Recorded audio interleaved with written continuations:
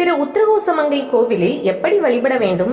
ராமேஸ்வரம், உத்திரகோசமங்கை ஆகிய இரு கோவில்களும் முதலில் இலங்கையில் இருந்த கண்டி மகாராஜாவால் கட்டப்பட்டு பின்பு பலராலும் திருப்பணிகள் செய்யப்பட்டு ஆதிசைவர்கள் வசமிருந்து பின்னரே ராமநாதபுரம் ராஜாவிடம் ஒப்படைக்கப்பட்டதாக கூறப்படுகிறது. அது முதல் இன்று வரை ராமநாதபுரம் சமஸ்தான ஆளுகைக்கு உட்பட்டதாகவே இருந்து வருகிறது. பழமையான திருக்கோவிலின் முகப்பில் இரு கோபுரங்கள் உள்ளன. வலதுபுறம் கோபுரம் உரிய அமைப்பில் உள்ளது. இடதுபுறம் உள்ளது மொட்டையாக காட்சி தருகிறது. வலப்புற கோபுரமும் மிக பழமையானதாகும். செங்கல் கட்டமைப்புடன் கூடிய இதில் கலசங்கள் இல்லை. 7 நிலைகளை கொண்டுள்ளது. இரு வெளி கோபுரங்களுக்கும் உள்கோபுரங்கள் உள்ளன. வலப்புற கோபுரம் 5 நிலைகளை கொண்டது. இடப்புற உள்கோபுரம் 3 நிலைகளுடன் காணப்படுகிறது. வலப்பால் உள்ள கோபுரத்தின் முன்னால் நர்த்தன விநாயகர், சுப்பிரமணியர் தரிசனம். உட்புறம் வலது பக்கம் குளத்தை கடந்து உள்கோபுரம் பார்த்து வணங்கிவிட்டு உள்ளே சென்றால் இடதுபுற பிரகாரத்தில் வாகனங்கள் வாயிலை தாண்டி இடது பக்கம் திரும்பினால் யோக தட்சணாமூர்த்தி தனியே கால் மேல் கால் மடித்து போட்டு அபயவரத முத்திரைகளுடன் ஒரு கையை உயர்த்தி ஒரு கையை தாழ்த்தி அமர்ந்து காட்சி தருகிறார். சிவலிங்க பானமும் நாக பிரதிஷ்டையும் அருகில் உள்ளன.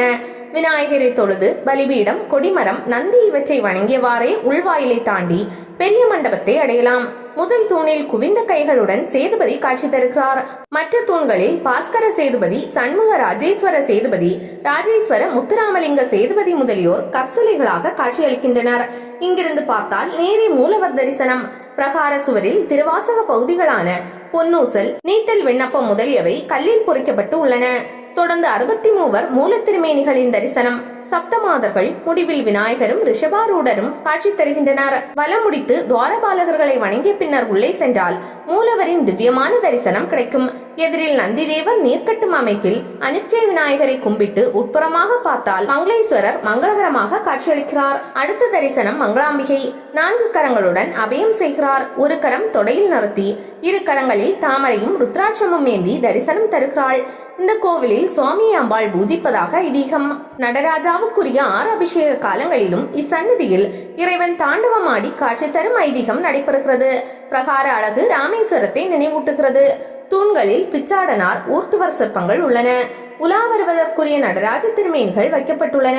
வெளி சுற்றில் வல்லபை விநாயகரை தரிசிக்கலாம். ஆதி சிதம்பரம் எனப்படும் அற்புத தனி கோவிலாக நடராஜ பெருமான் எழுந்தருளியுள்ளார். இது கோவிலுக்கு உள்ளேயே குளத்தின் எதிரில் உள்ளது. பலிபீடம், கொடிமரம், நந்தி தொழுது முன்மண்டபம் சென்றால் சேதுபதிகள் வண்ணங்களில் சுதையில் தூண்களில் காட்சியளிக்கின்றனர். சுற்றிலும் அகழி அமைப்பு. எனவே சன்னதிக்கு உட்செல்ல மரப்படிகள் அமைக்கப்பட்டுள்ளன. தெற்கு நோக்கிய சன்னதியாக காட்சியளிக்கிறது. இதையடுத்து முன்மண்டபத்தின் சிறிய மேடையில் தான் உச்சிக்காலத்தில் ஸ்படிக மரகத லிங்கங்களை வைத்து அபிஷேகம் செய்கின்றனர். அதை தரிசிக்கும் போதே வலது பக்க சாளரத்தின் வழியே கைகூப்பிய நிலையில் உள்ள மாணிக்க வாசகரையும் இடது பக்கம் திரும்பி உமா மகேஸ்வரரையும் ஒரு சேர தரிசிக்கலாம். உமா மகேஸ்வரர் சன்னதிக்கு படிகளை அறை சென்று தரிசித்துவிட்டு மறுபுறம் உள்ள படிகள் வழியே இறங்கி பிரகார வலமாக வந்தால் திருப்பதிகங்கள் எழுதப்பட்டு உள்ளதையும் குருந்தமர உபதேச காட்சி சன்னதியையும் காணலாம். கல்லில் குருந்த மரம் செதுக்கப்பட்டு கீழே அமர்ந்து இறைவன் உபதேசிக்க எதிரில் மாணிக்க வாசகர் உபதேசம் பெறும் காட்சி அற்புதமாக உள்ளது. நடராஜர் கோயிலுக்கு பக்கத்தில் தனியே சகஸ்ரலிங்க சன்னதி உள்ளது. மூல திருமேனில் நெடுக்கு கீற்றுகள் உள்ளன. சகஸ்ர எண்ணிக்கையில் உட்புறத்தில் தலவிருஷத்தின் வேர் உள்ளது. வியாசரும் காகபுஜண்டரும் இங்கு தவம் செய்வதாக ஐதீகம். இதன் பக்கத்தில் தான் தலவிருஷமான இலந்தை மரம் உள்ளது.